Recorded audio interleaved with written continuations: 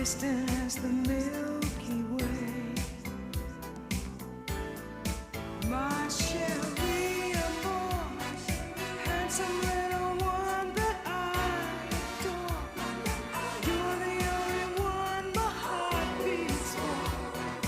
Won't you tell me you'll be mine?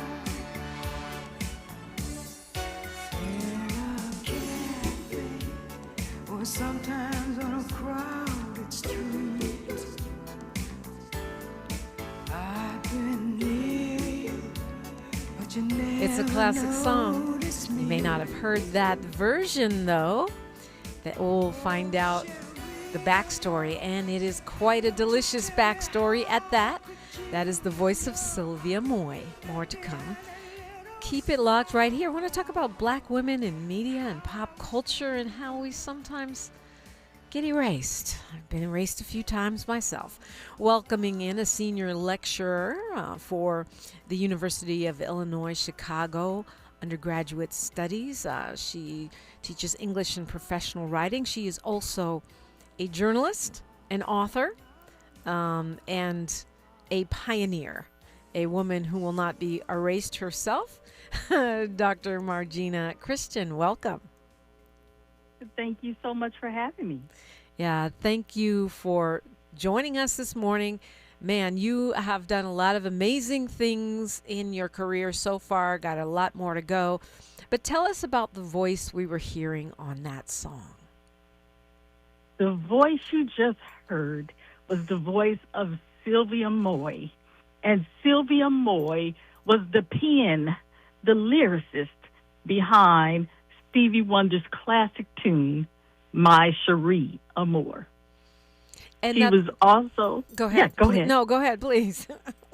I was about to say, not only was she that lyricist, but she also made history at Motown as its first female in-house songwriter and producer. And, I mean, so that was her singing the song that she wrote, but which Stevie Wonder made famous and probably one of his biggest hits. Yes, yes. And early in Stevie's career, he did music and she did the lyrics. And a lot of songwriting teams have that kind of combination, but people fail to realize that Stevie Wonder, when he started, he actually was so busy doing and making so much music, he just didn't have time and didn't really focus on lyrics. So she was his lyricist and helped to save his early career. And that's something that is not talked about because a lot of people don't know about it. And then when they find out, they just kind of discount it because, okay, a female was the hand behind a lot of that stuff. And here we are. Well, yeah, I think that is part of it. I mean, we also think of Stevie Wonder as kind of a superhero, and in many respects he is. But when he started his career, he was a little kid without a lot of life experience to write about. And also, you know, as you said, he was producing and playing for other people. I used to be friends with, I was friends with the late Dr. Mabel John, who I adored. And she was one who had one of her songs completely redone, reproduced by little Stevie Wonder. And so he was seen as a resource in the label in a way that, you know, yeah, it makes sense. He wouldn't necessarily be writing, but does that mean that Miss Sylvia Moy should not get her due? Well, let me make some corrections. First of all, he was the title of Little Stevie Wonder. He was signed to Motown when he was 11 years old. By the time he was 12, he did his first breakthrough song, which was Fingertips Part 2. And Part 2 is where his harmonica mimicked the flute solo, which was on Fingertips Part 1. Now, that Fingertips Part 2 made him famous with the live version in Chicago's Regal Theater. But here's the problem. It was a call and response song. He was not singing. He was playing the harmonica, and it was no secret that Berry Gordy was not excited about his singing voice, but he was excited about his abilities as a musician. So that song really put him on the map, Fingertips Part 2. But after that, it was crickets. There was like a 3-year lull, and at this time, Motown was on and popping, as they say. And the music industry is a business. And at the time, everybody's career was soaring and they were selling records. After that first song, Stevie just wasn't pulling it, but we have to also remember he was a child. So his voice was also changing. So in addition to his voice changing and in addition to him not really selling, it's like, okay, Berry Gordy didn't want to get rid of him. He tried everything, but I really don't know what to do with him. It was almost as if he was a novelty act. So during a production meeting, Sylvia Moy said in her own words, based on my research and the actual recording I found, she said in a production meeting, Mickey Stevenson, who was the director of A&R, was handing out assignments, and, you know, everyone was given their artists, and they were about to end the meeting, and then it was like, oh, I forgot one person, and that person was little Stevie Wonder. Do I have volunteers to write something for him? And at the time, she was the only woman in that meeting. And so none of the men, because they were busy and they had other commitments. And so he said, well, you know, if nobody volunteers, we're probably going to have to let him go. And here's the thing. It wasn't unusual for Motown, like all record labels, to get rid of people. You know, the Spinners got their start there. You know, Gladys Knight and the Pips. And then, so it wasn't unusual. But at the end of that meeting, she went up and begged Mickey Stevenson, is it possible that I could work with him? So she, fast forward, she said if I could write a hit song for him and if I can produce it, will you consider keeping him? And so the agreement was, okay, you could try to work with him if you can do something no one else has been able to in 3 years. So she did that, and the song was Uptight. She got the songwriting credit, but they denied her the producer credit. And if you remember that time, Stevie Wonder ended up signing a contract which kept him at the label till he was 21. But Uptight also signaled, going back to early on, he went from little Stevie Wonder to just Stevie Wonder, and Uptight was the first song that he did where he actually sang, and it put him on the map. And so that's that history, and people forget that. He was not writing; he was doing music. But right, he understood. Was his when I say that we think of him as a superhero, I'm talking about the lens of today. Like we look at Stevie Wonder with his records, his Academy Awards, his Grammys, his world tours, his endless hits that came from his own pen, and we think of him as a superhero. We don't think of him as the little kid that he was that you're describing, whether they called him Stevie Wonder or Little Stevie Wonder. He was still a kid. And so it's harder to, without, going back and rewinding and putting it in context, it's harder to understand, the big role that you're describing that Miss Moy played in his musical journey. Well, going back to what you said, we see him and who he became. He's the superhero. He is the legend. But everybody starts somewhere. And that's the part that people minimize because they don't want to go back to before he became... See, when you're ready to let someone go, you don't see the potential. You don't see what can happen. And she said, think of all the people whose career never got a chance because somebody dropped them or let them go. And nobody knew he was going to be the superstar that he became. So because this woman stepped up and stepped out on faith, she saved him. She helped him because nobody knew. Stevie always said, I knew one day I would make it. I just didn't know how and when. And then this woman, prior to her writing with Stevie, she proved herself. And so it's like, but I want my own artist. And this is the part that people leave out because everybody is like, oh, well, he's Stevie Wonder. And, we're not thinking about back then. We're just looking at now. And that's how she continues to be erased. And people try to minimize this story and they don't want to talk about it. But Stevie Wonder is great. And he's the best because he learned from the best. He learned at the hand of a woman. And that was the great Sylvia Moy. Yeah, well, I always find it interesting the many ways, I would argue, that black women are erased in media and pop culture. This seems to be one example. I believe Stevie Wonder, a talent that great, he would have risen no matter what. I think that your book is something we all can learn from. It's no wonder the life and times of Motown's legendary songwriter Sylvia Moy.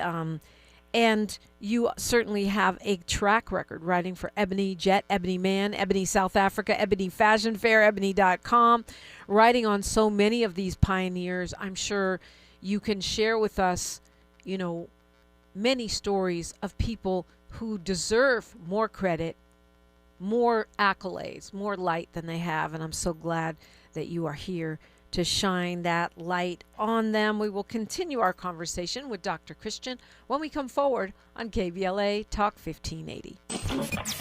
Thanks for starting your morning off with a voice that speaks truth to power and the powerless, getting to the heart of what matters most in our community. This is where authentic conversation meets real action. From breaking news and politics to culture and community solutions, this is where you hear perspectives you won't hear anywhere else. This is where we come together, get informed, and make change happen. You're inside First Things First with Dominique DePrima on KBLA Talk 1580. Good morning, sunshine. You make my day.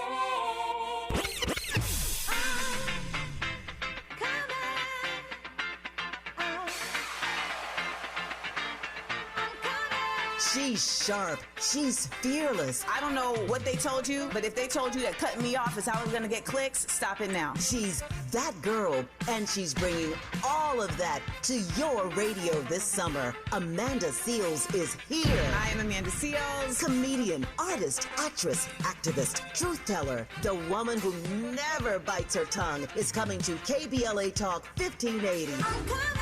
And baby, the conversations are about to be unmatched. Every Friday, she's going to be lit noon to 2 p.m. and back again 4 to 6 p.m. Starting Friday, July 17th, only on KBLA Talk 1580. Amanda Seales, keeping it real, keeping it raw, and keeping it rooted. Politics, pop culture, black excellence, the stuff they don't want us talking about. Amanda's talking about all of it. You keep interrupting me when I'm talking, and you don't want to hear the point that I'm going to make. And yet you want me to respect your point. And that's not how a debate works. This is not your average radio show. This is a Seales Summer.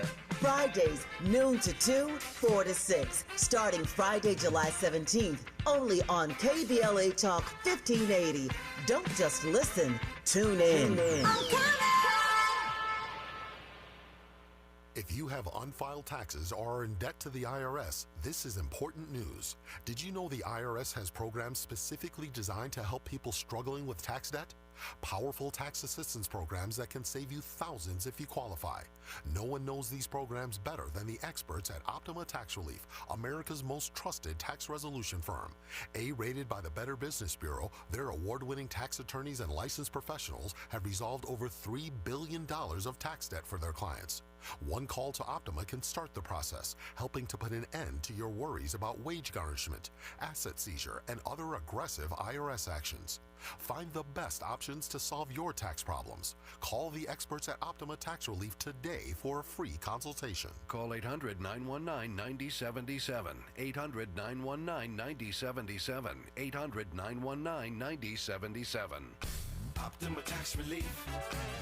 Some restrictions apply. For complete details, please visit OptimaTaxRelief.com. Thanks for waking up with Dominique DePrima on KBLA Talk 1580.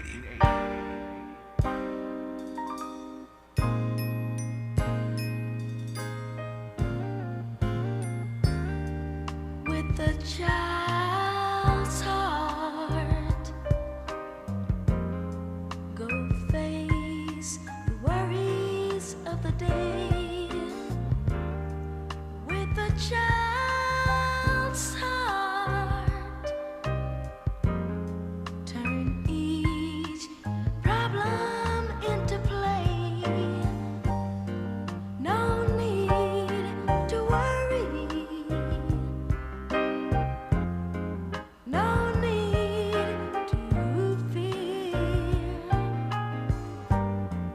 Just being alive makes it all so very clear with the child's heart. Dr. Margena Christian is my guest. Another song penned by legendary songwriter Sylvia Moy of the Motown Empire.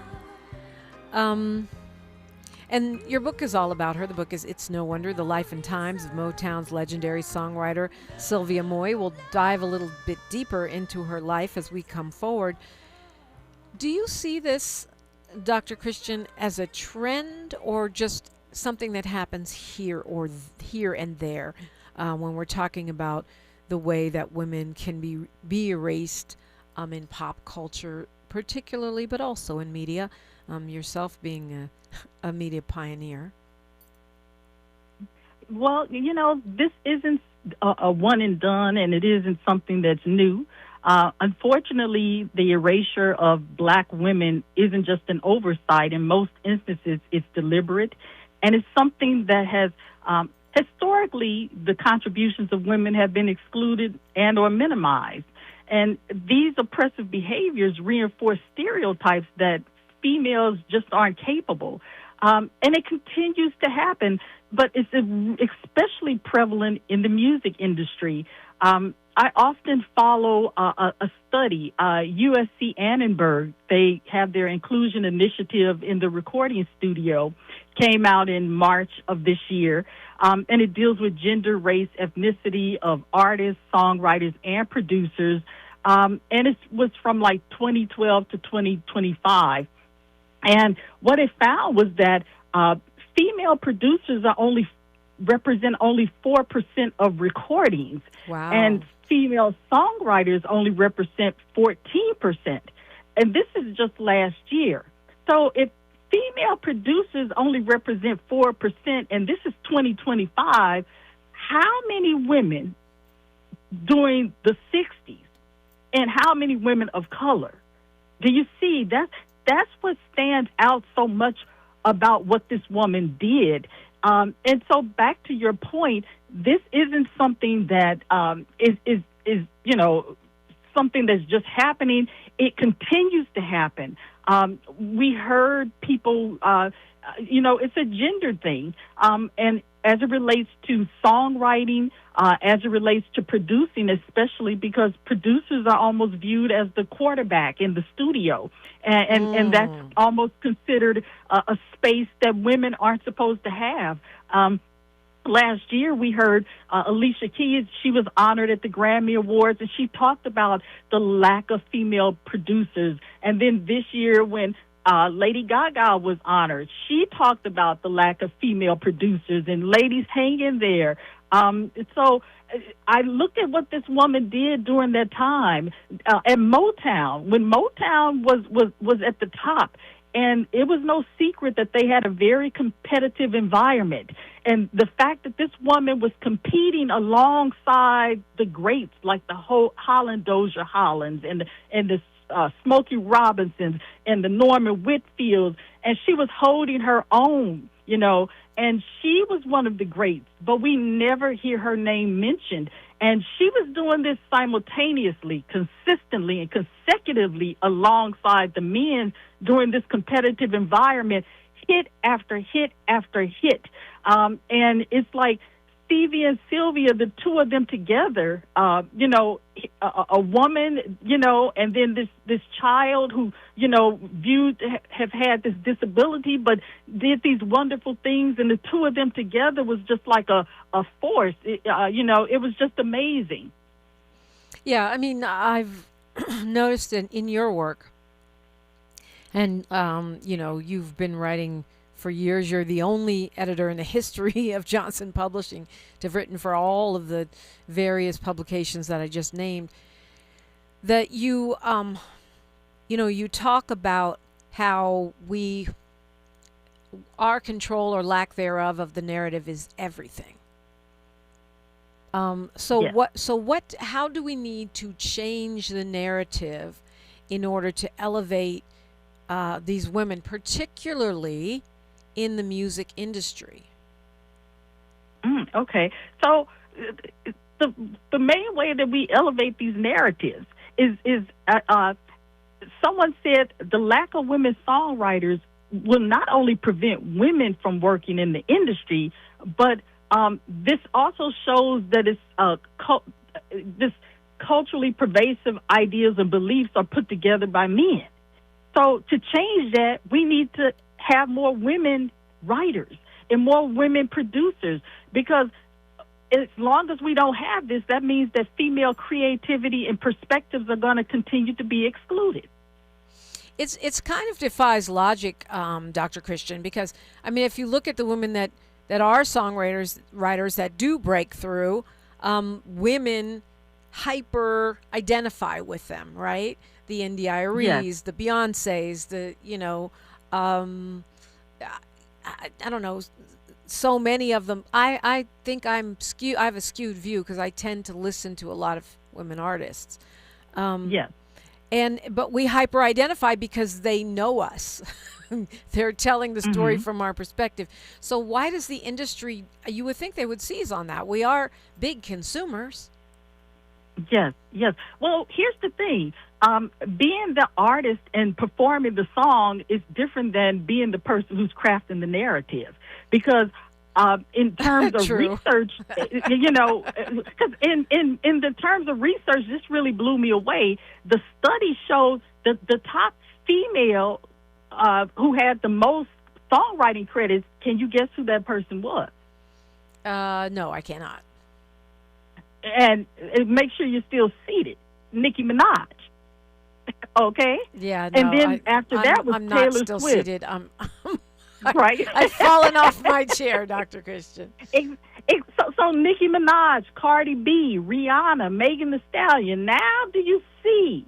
So going back to your point, the NDREs are the artists, and they aren't always the ones in control of the narrative. And the artists like the NDREs, their music, there's a message and a meaning behind it. And people don't.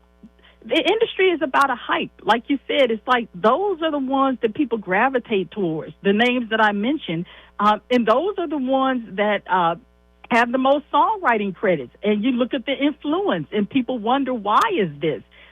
So whoever controls the narrative controls the mind, and that's what we're seeing happening. And some of that is us, the journalists. But I mean, and we could do a whole other show about whether Nicki really wrote those songs. That's another show for another day. Right. But yes. But it's worth pondering. That said, though, it does point to the importance of your work and those of us who have the mic or the pen to tell the stories. We have news, traffic, and sports right here, but we're going to find out a little bit more about one legendary woman in the space, Sylvia Moy. Dr. Margena Christian's book is called It's No Wonder, The Life and Times of Motown's legendary songwriter, Sylvia Moy. If you don't know her, keep it locked. KBLA Talk 1580. The station you turn to when you've had it up to gear with cultural incompetence. KBLA Talk 1580. I'm Bree Wood with BIN News Now. A 5-year-old Detroit boy is recovering after being shot while riding his bicycle outside his home on the west side of the city. Police Chief Todd Bettison. His father was supervising, and the father heard approximately 3 gunshots, and his child fell from his bicycle. Police say the child was struck in the arm and is expected to fully recover. Investigators have identified a teen person of interest and believe the boy was not the intended target. Maryland Senate Republicans are criticizing a planned August special session on redistricting. Minority leaders argue lawmakers should focus on issues like the cost of living and energy prices, saying the session is driven by more politics than Maryland's future. And Jermaine Dupri is suing Sony Music Entertainment, claiming his So So Def label is owed millions in unpaid royalties. Dupri alleges Sony underpaid royalties tied to hits by Da Brat, Escape, Mariah Carey, Usher, and Bow Wow, and says he's owed more than $10 million in interest. Get BIN News Now on demand 24/7 on the iHeartRadio app. Cleaning starts with one small task, and suddenly it's the whole house. Luckily, there's AirTasker. Post your task, set your budget, and choose a tasker to help. From carpet cleaning to finally tackling the junk drawer. Go to airtasker.com or download the app. AirTasker. Get anything done? Is this the tackle? This is the KBLA Sports Minute with Ray Richardson. I'm a bad man. The Dodgers got by Colorado Wednesday night 4-3. A very impressive at-bat for Dodgers shortstop Mookie Betts in the 8th inning. Mookie had 2 strikes on him after facing 8 pitches. On the 9th pitch, Mookie delivered a game-winning RBI single. The Dodgers are off today. They're at home Friday night against Arizona. The Major League Baseball draft is Saturday. UCLA shortstop Rock Cholowski is projected to be the #1 overall pick. Cholowski was voted Big Ten Conference Player of the Year this season. He batted .320 with 21 homers and 60 RBIs. First pick in the draft belongs to the Chicago White Sox. In my Thursday afternoon sports update, I'll have a recap for you on Coco Gauff at Wimbledon. The 22-year-old African-American is playing this morning in the semifinals against Carolina Muchova. Coco is aiming for her first Wimbledon championship. No debates, no speculation, just the info you need. That's your KBLA Sports Minute. I'm Ray Richardson on KBLA Talk 1580. Hear that? That's the sound of your life. Perfectly imperfect. Beating in rhythm to the world you've created. But every time you drive after drinking, the music gets drowned out. Your life sounds pretty great. Don't let a buzz ruin it. Buzz driving is drunk driving. Don't drive buzzed. A message from NHTSA and the Ad Council. Let's do this. We're heading into one of the most important election seasons in a generation. And with so much on the line, your health care, your economy, your neighborhood, you deserve more than sound bites. You deserve the full story. KBLA Talk 1580 is your trusted voice for political coverage, commentary, and conversation. From local races to national headlines, we bring you the insight and perspective you need to make sense of it all and make your voice heard. Between now and November, a lot will happen. A lot will change. But one thing won't.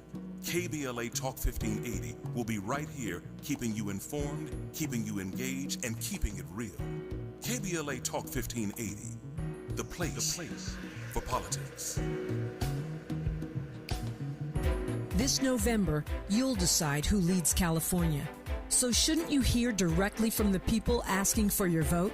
Join us for California Voices, a political town hall and ballot forum, Saturday, October 3rd, 2026. Meet candidates running for governor, lieutenant governor, attorney general, and other major statewide and local offices, including Mayor of Los Angeles, city attorney, and LA County Sheriff. Get clear, nonpartisan breakdowns of the propositions on your November ballot, both sides, no spin. And ask your questions directly, in real conversation, face to face. California Voices is brought to you by KBLA Talk 1580 and the Empowerment Congress, giving you the information you need before you vote. Mark your calendar, Saturday, October 3rd, 2026, California Voices. Follow KBLA 1580 for details and download the KBLA 1580 app. Your vote, your voice. Be there. As the poet laureate of Harlem, Langston Hughes, once said, I too sing America. I am the darker brother. They send me to eat in the kitchen when company comes, but I laugh and eat well and grow strong. Tomorrow, I'll sit at the table when company comes. Nobody dare say to me, eat in the kitchen then. Besides, they'll see how beautiful I am and be ashamed. I too am America. KBLA Talk 1580 and the Inner City Youth Orchestra of Los Angeles invite you to attend the 18th season finale concert, I Too Sing America, honoring the 250th anniversary of the United States of America, this Sunday, July 12, 3 p.m. at the Walt Disney Concert Hall. Curated by conductor Charles Dickerson and performed by the largest orchestra of color in the nation, I Too Sing America promises to be a show you won't soon forget. This Sunday, July 12, 3 p.m. at the Walt Disney Concert Hall in downtown Los Angeles. Purchase tickets at icyola.org or from the Music Center box office at musiccenter.org. I too sing America. Find a righteous rage and don't be afraid to say what you see. We're KBLA Talk 1580.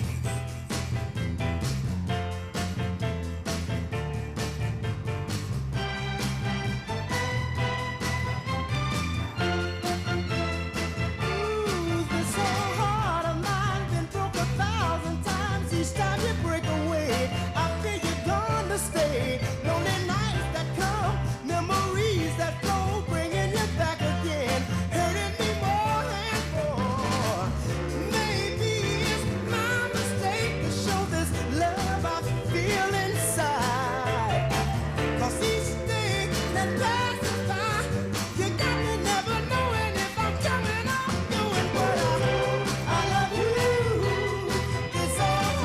ABLA Talk 1580. It's no wonder the life and times of Motown's legendary songwriter Sylvia Moy is her book. Dr. Margena Christian is my guest. Let's talk about the songwriter herself. What drew you to this story? How did she get into that rather legendary, stellar pack of Motown talent, which, as you point out, was highly competitive? And I'm sure that no one with the chops would last a week there. Right. Well, what drew me to this story was it's during COVID. And in 2021, I was on social media like everyone else. And I just happened to have seen a couple of social media posts, one on Instagram, the other on Facebook. And it was this iconic photograph of this beautiful woman in a white dress. She's surrounded by three members of the Funk Brothers session musicians, and then young Stevie Wonder's playing the harmonica sitting on a piano stool next to her. And she's looking straight at the camera, and I just remember the response to that post and how everyone was talking about how beautiful she was, and someone posted that, this is the woman who wrote these songs for Stevie Wonder, and she helped to save his early career when they were contemplating getting rid of him at Motown, and that she was the first female songwriter producer at Motown. And that stood out to me because of my history, coming from the world of Ebony and Jet magazine under the late John H. Johnson and Johnson Publishing Company. I thought to myself, if anyone would have this history, it would be in the archives of those publications. And so when I went to look to see and find her name, and I had never heard of her or the story of Stevie, allegedly almost being let go. So I'm like, well, let me go see, because if it happened, it was in Jet and it was Ebony, and I didn't find her name or any information about her or that story. And that stood out to me because she was getting credit not only as a songwriter but also a producer. And I did not see her name on any song as a producer, even to this day. Okay? And that stood out to me. And I'm like, wait a minute. How is she getting credit and making history when there's no trail of what she did? And even the song you just played, This Old Heart of Mine, while she was given credit, but if you look at the song itself, her name isn't on it. It's just Holland Dozier Holland. You see, so even when her name was supposed to be on songs, she didn't always get songwriting credit, and her name is not on a Motown song as a producer. So that erasure of her, because I came from a history of documenting our history and our culture. And I'm like, this woman, we hear about Valerie Simpson as the first female producer, but before that was Raynoma Gordy Singleton, who was the first producer and arranger. And before that, the first female songwriter was Janie Bradford. Sylvia Moy was third in that she made history as the first female to do both. And that's what stood out, because at the time when she was working, Sylvia, that's when Motown was the beast. 64 is when she came to the label. Interestingly enough, she auditioned. She wanted to be a music teacher, and she was singing as a way to make money to pay for college. And so somebody said, if you record a song, you make more money. Well, nobody said, we only work with established names. So she taught herself how to write a song. And then she was performing at clubs. She was actually at the Caucus Club, where she was one of the first black women to perform. If you remember, the Caucus Club is where Barbra Streisand got her start in the States, in New York. And when she performed, Mickey Stevenson and Marvin Gaye came in and saw her. And Mickey Stevenson, who was the head of A&R at Motown, said, you ought to come down and audition. Long story short, she performed 2 songs that she wrote, and they said, hey, we like your voice, but, we really need more writers. And so that is how she ended up becoming a songwriter by default. She went in to be a singer, became a songwriter because they saw her skills and talent. And so that's how she became in-house, meaning she was full-time like the men. Because some other women were songwriters, but they weren't full-time. Like the song you played, With the Child's Heart, was co-written by another little-known female songwriter, Vicki Bazemore. But Sylvia was in-house full-time, full throttle like the men at the time when that label was on and popping. And she came at 64. By 65, things started really picking up and moving. So she was there during the time of the machine of Motown, Hitsville, USA, the sound of young America. I mean, you say that This Old Heart of Mine, which was recorded actually by the Isley Brothers while they were at Motown, well, they were Tamla, right? That she, yes. She's not on the credits. It says Holland Dozier Holland, but she's credited. What does that mean? How does that work? How do we know she wrote it? If they didn't. Well, great question. So I interviewed Eddie Holland, who was behind that song, and he told me his story was that we worked on this song, and at the time he was so busy, he said, but he needed somebody who could assist him because she was known to really know how to put words together, and she was a beast. He said, I pulled her to work with me. He said we worked and worked, but we couldn't really come up with anything. And then he claimed that, the next day he started working on it and finished it himself. And he said he gave her credit because he said that she did, because of the time she put in it.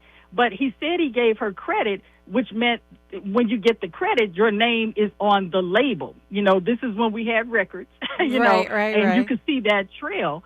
But even though sometimes you see the name listed, but then on the actual label itself, as they call the label credit, is just Holland Dozier Holland. So to your question, I interviewed Eddie Holland, who told me about that songwriting process and that song. And incidentally, it was the Isley Brothers' first and only big hit at Motown before they ended up leaving the label. Wow. So I'm sure that just by that example that you gave, she probably doesn't get credit for a lot of the stuff she actually did. She's credited, obviously, for some big hits, My Sharia Moore, but I'm guessing there's probably a lot of stuff she worked on and never was credited for. Yes. Based on my research and evidence, from what I saw, it shows that she actually had a hand in Ain't Too Proud to Beg, and also even possibly Sign, Seal, Deliver. Now, Sign, Seal, Deliver would have signaled one of the last songs she did where she worked with Stevie Wonder, which meant it would have been a full circle moment because she was solid in his career from beginning until the end of their partnership where they worked together. So she did not always get the credit. And that's a bitter pill to swallow, to know that you had a hand in something and you were not always credited for it. Mm-hmm. And so, but here's the thing about songwriting. The producer is the person who decides who gets the credit, and the first song that Stevie Wonder did where he was the sole producer was Sign, Seal, Deliver, but once again, in terms of my research and evidence, she had a hand in both of those songs. With Ain't Too Proud to Beg, that's the song that famously helped Norman Whitfield win over the Temptations, and he worked with them and took them away from Smokey Robinson. But look at it. The woman had a hand in it, but guess what? If women were not considered producers and not allowed to work with men, why give her credit for it? Because she's not going to work with the Temptations with us anyway. Do you see? So it becomes easy and convenient to wipe out someone's credit and what a person did. And for me, I never would have put the two together, but in conducting research, there's a book by Dr. James Perrone called The Sound of Stevie Wonder. And in research of all the songs he could have compared, he actually compared Sign, Seal, Deliver and Ain't Too Proud to Beg. And he had no clue. And when I did my research, my mouth was wide open. And it's like songwriters, and it's not just a female thing. There are men. There are a lot of people who can tell you, I wrote songs. People have gone on record. Their name was left off and all kinds of things. So it's not just a female thing. It's a music thing. And that doesn't make it right. But right. I looked at what's going on with that, and that stood out. And I'm like, but a songwriter leaves their print. And when he made that comparison of those two songs, that's the fingerprint. That's even if the songwriter is no longer with us, they still speak, because those of us who understand music understand that music is a language. It's a God-given gift. Everyone whose name is on a song, like you said earlier, didn't always necessarily write it. And just because your name is not on it doesn't mean that you did not have a hand in it. But she was inducted into the Songwriters Hall of Fame, right? I mean, that means Yes. that somebody knew something, that she was recognized during her lifetime for her talents, at least. Yes. So here's the thing about Sylvia Moy. For all of the songs she got credit on, there were some she didn't. And so some people feel like, well, she got credit. But what stood out about her was that she fought for her credit. And she wanted to have her voice heard, because she knew my songs are going to outlive me one day. But if my name isn't on those songs, people will never knew what I did. How can you leave a footprint in the sand if people never even knew you went to the beach? Right, you right. See? And so I mean, that's what stood out. That's a fair point. I mean, I was heartened to read that Stevie Wonder showed up to her induction and sang there. So at least in that sense, he's clearly paying tribute to her contribution. Yes, and he always he always acknowledged.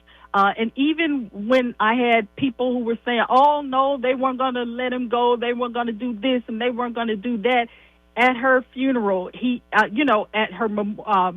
sent the recording, because he wasn't able to attend the funeral, but he sent the recording, and he acknowledged what she did for his career. And if you've ever been to a Stevie Wonder concert, he always talks about how there were people who didn't think I was going to make it or be something. And then he just performs, because the best revenge is success. And the fact that every concert I've been to, he brings it up in some way, shows how it impacted his life, because he was a kid. And to have people not believe in you is a bitter pill to swallow. You mentioned earlier he was going to be Stevie Wonder no matter what, and you are correct. But it would have been a different circumstance if he didn't have somebody who believed in him. Because how many people have talent, but they never get the opportunity because somebody lets them go just before the miracle happens, or they lose hope. Stevie had hope. Sylvia had hope. And when you have those combinations together, you cannot lose. Not to mention he was a Taurus and she was a Virgo. So it was a divine connection. Lord, I sure don't want to be in the studio with those two. Just kidding. Hey, well, we Virgo. I, too, am a Virgo. So okay, I get it now. Say no more. Just like Tavis Smiley that owns this radio station. Y'all do things a very certain way is all I'll say about that. Big Virgo energy. Dr. Margena Christian is my guest. We'll continue the conversation when we come forward. Gemini here on KBLA Talk 1580. More of First Things First with Dominique DePrima when we come forward. Hi, I'm Chris Holden, former California Assembly member, former mayor of Pasadena, and CEO of LA Fire Justice. I've spent my career fighting for our communities. When I saw Edison celebrating $4.5 billion in profits while Eaton fire survivors struggled to make ends meet, it made me simultaneously sick and furious. Families and individuals are dealing with financial pressure, insurance delays, costly remediation, and the painful question of how to rebuild their lives, while the utility that caused the fire is paying its executives millions and is more profitable than ever. That's not justice, that's a disgrace. Join the lawsuit with LA Fire Justice to hold Edison accountable. We're here to help you, your family, and our community recover. Visit lafirejustice.com today to learn more about your eligibility and how to start. Advertisement. Douglas Boxer, 221 East Walnut Street, Suite 100, Pasadena, California, 91101 is the attorney responsible for this ad. LA Fire Justice is proud to sponsor Conversation Live, Altadena Rising with James Farr on KBLA Talk 1580. Listen up, KBLA delegation. We have something you need to hear. Right now, you may qualify for low-cost home internet. We're not talking about a catch. This is real. Many internet service providers offer low-cost internet plans if anyone in your household is enrolled in CalFresh, Medi-Cal, SSI, or is income eligible. There are a lot of families in our community who deserve to be connected. Here's all you do. Call 844-461-7893. That's the Get Connected call center. Real people ready to help you enroll today. Or go online to internetforallnow.org to find a provider near you. You may also qualify for a low-cost computer through Human IT. Connectivity is not a luxury. In 2026, it's a necessity. And you deserve access just like everybody else. Call 844-461-7893. That's 844-461-7893. KBLA's got you. If you missed any of this, you can always go to our website at kbla1580.com.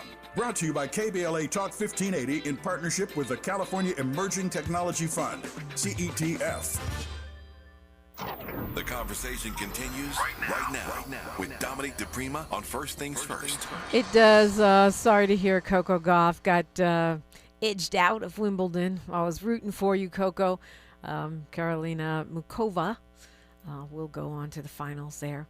Well, there's always next time. She's still young. We're talking with Dr. Margena Christian. Yes, Dr. Margena, I root for everybody black. I do. But Dr. Christian's book, It's No Wonder, The Life and Times of Motown's legendary songwriter Sylvia Moy, sounds like it was a bit of a private eye kind of a project for you, really knowing that you have this history as a writer and pioneer with Ebony, and you still were not able to find the evidence that you needed on the pages of those magazines. Where did you go? Oh, great question. So this, my process of writing was a twofold, investigative journalism and scholarly research. And so when I didn't find it in the archives of Ebony and Jet magazines, I had to make sure this book had legs. I had to find two things to really define this. Was it indeed true that there was the possibility of letting Stevie go on Motown? And I interviewed people who worked with him, who were at the label, and there were people who said that's not true. I don't know where you got that from. Then there were people who said it was 100% true. I had to research, and I found that he actually acknowledged it. Also, I found an interview that she did with a scholar, Dr. Charles Sykes, who actually interviewed her, and he had the recording. So I heard a lot of stuff come out of her own mouth, which was priceless. It was just like, wow, because the other thing I had a hard time trying to figure out is how does she keep getting credit for making history as Motown's first female producer when her name isn't on anything? And yes, she got inducted into the Songwriters Hall of Fame, and they were like, oh, she was and I'm thinking, even they have it, but something's off. I still don't see a trail of what she wrote. So it was during my research that I found in a book called Issues in African American Music, Power, Gender, Race, and Representation. Dr. Sykes had written a chapter, and he worked with Motown, and he had interviewed her. But in that chapter, I saw a footnote, and it said she claimed to have produced these two songs, and the two songs was Uptight and I Was Made to Love Her. And that led me. And then also there was another book that was written by Rayno McGordy Singleton. It's called Bury Me in Motown. And in her book, she actually documented and confirmed that Sylvia was indeed supposed to get credit, but she was denied that credit. So imagine making history as the first to do this, but you don't get the credit, but people keep giving you credit. You know, Yep, it's like, been there, done that, that wrote makes the book. no sense. Well, I haven't, Yeah, written the it book makes yet, no but sense. yeah. No, I understand, but it sounds like it's a wink, wink, nod, wink and a nod, because people know. Otherwise, you don't get into the Songwriters Hall of Fame. Otherwise, Holland Dozier Holland don't just sort of give you credit for no reason. That doesn't happen. Exactly. So, exactly. Wonderful that you've done the research to create that those receipts and that trail that you were not able to find, so that others can find it in the future. Yes, yes. I look at it as divine timing, and that I was still, during the pandemic, I had the time and I could really do the research. But it's amazing how even to this day, her fellow colleagues, specifically Eddie Holland and Mickey Stevenson, who were very adamant, she was not a producer. And what you talking about, Willis? It was like that kind of moment. Like, what are you talking about? But I found the proof that she was indeed a producer. And also the fact that this woman turned her home into a production studio. It's like, who does that if you don't know how to produce? So I just feel I appreciated their honesty. I mean, because Mickey Stevenson and Eddie Holland, they said it with their chest. And I mean, I appreciate that. I didn't agree, but I appreciated that they were like, no, she might have wanted to be a producer, but she wasn't. And the fact that you have on the other side, Motown saying, yeah, we gave her credit, but her name is. So all of these voices and things that were not adding up. And so I had to find the receipts. And then I had to hear it out of her own mouth. And so that's the beautiful thing. And it's not about calling anyone out or anything. It's, once again, it's the business. It's the music business. And it was not just the Motown issue. It was it's a music issue that happened then. It continues to happen now. Absolutely. Where Well, we're going to have to leave it there because it's time for Tavis Smiley's show. But I do appreciate you. It's a pleasure talking with you, Dr. Margena Christian. And let me tell you something. It's our job and our honor as journalists to be able to come up with those receipts when needed. So I thank you so much for doing so. My pleasure. Thank you so much for having me. Tavis Smiley's up next. You know that. He's got a great show. You know that, too. Like my unerasable mama, the late, great poet Diane DePrima used to say, the ultimate famine is the starvation of the imagination. Until next time, my beloved KBLA delegation, one love. KBLA 1580 Santa Monica. I'm Bree Wood with BIN News Now. A 5-year-old Detroit boy is recovering after being shot while riding his bicycle outside his home on the west side of the city. Police Chief Todd Bettison. His father was supervising, and the father heard approximately 3 gunshots, and his child fell from his bicycle. Police say the child was struck in the arm and is expected to fully recover. Investigators have identified a teen person of interest and believe the boy was not the intended target. Maryland Senate Republicans are criticizing a plan